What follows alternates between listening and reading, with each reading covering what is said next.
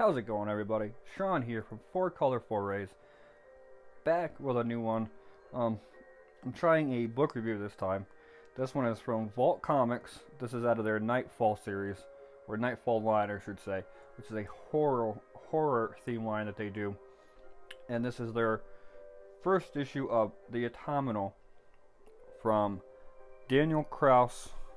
I apologize for not knowing exactly how to pronounce that. I should, because he is the author of The Shape of Water, The Troll Hunter, and Living Dead. So I should know that a little bit better. Artist is Shehan. He also did the beautiful cover art, as you can see right here. Jason Wordie did the colors, and then Jim Campbell did the lettering. The Autumnal, I'm going to say, with it being a horror comic, it is going to have some more adult themes, so it'd be best if it's more of like an 18 plus comic. In this issue, you're just going to see some bad language. That's about it. But I will say in the later issues, there is some sexual and nudity that's going to happen. I'm not going to go over those books. We're just going over issue 1.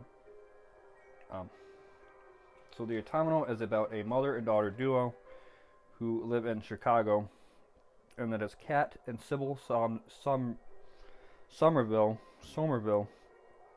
I apologize. Beautiful artwork, very kind of watercolor-esque feel to it. Very, very fall, and it is the fall time, so I figured, why not break out? My first review, do a fall theme book, and it starts with Kat, who is the mom, going to pick up Sybil from the principal's office, who is a 7-year-old in first grade, who got into a fight with another child. And you learn that Sybil has anger issues.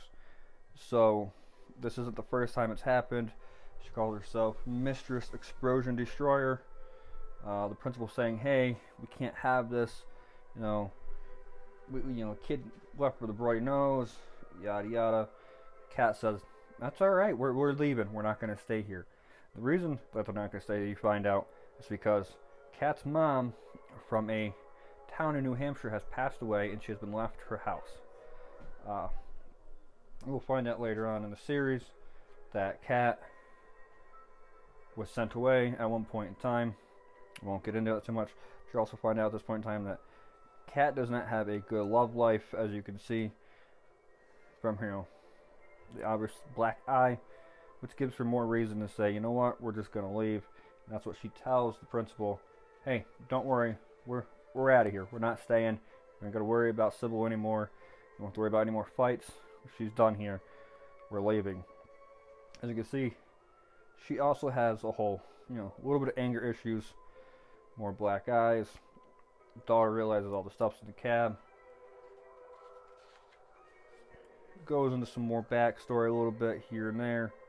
Talks about her mom's funeral that she's going to see because her mom passed away. Daughter never got to meet the grandma. Last panel on this page says, "Hey Sybil, wake up, you need to see this."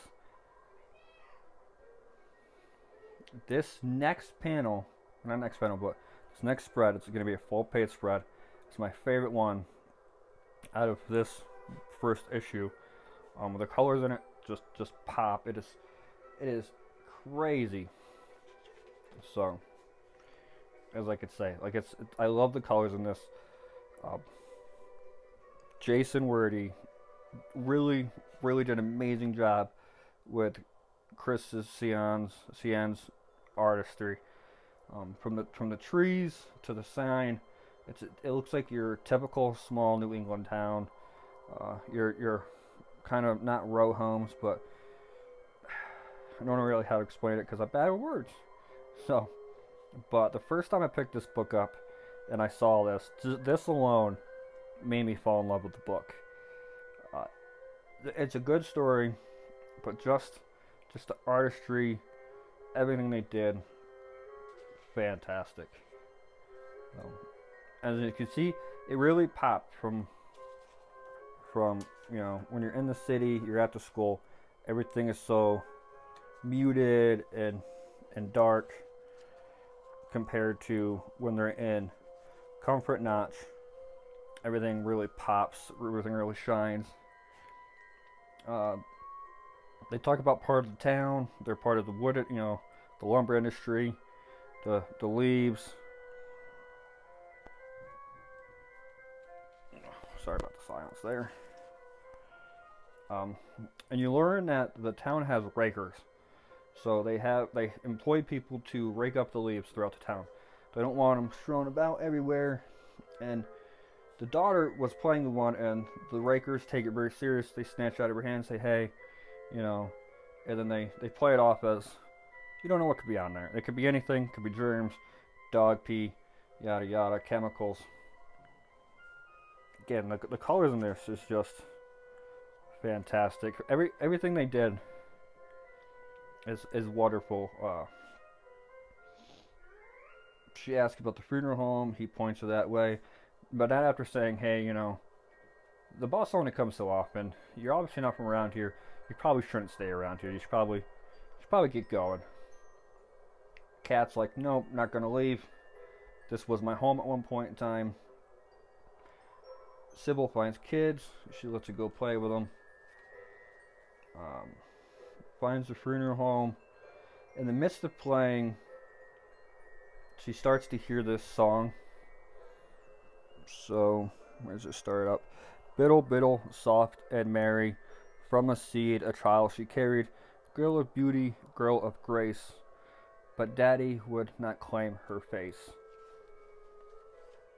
Another spread of artwork that the kids did of chalk on the ground that kind of go more into the story, into the song. It's all through here. I'm not going to sing it all, but you kind of get the feeling that it's not a good song. It's not a good legend.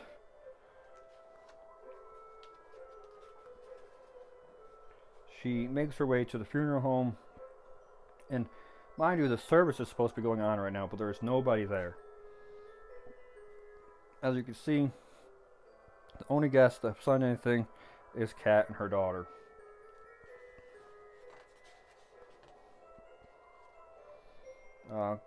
Goes on.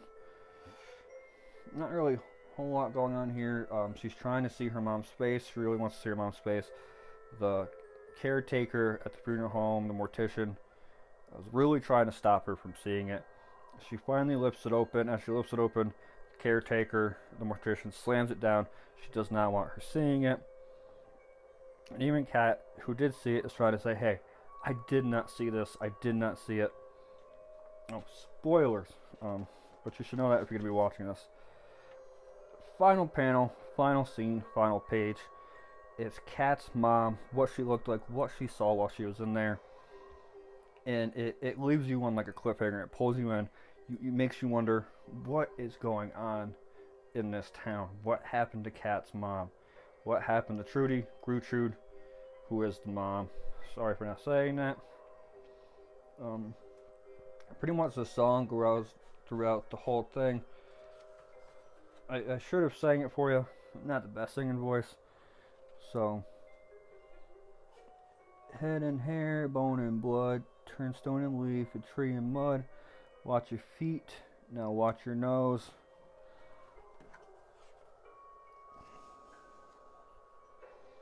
Biddle, biddle, there she grows. Again, last panel, it's where it ends. And then in the book, you're going to get ads for another comic from Vault Comics. Brandon Sanderson's book, the dark one. And then it leaves you with the cover for the next issue. And I have to say, the artwork in all of this is beautiful. They do an amazing job. The cover arts do an amazing job with art in the books themselves. Vault Comics does fantastic work. I've read another one from them called The Last Book You Ever Read.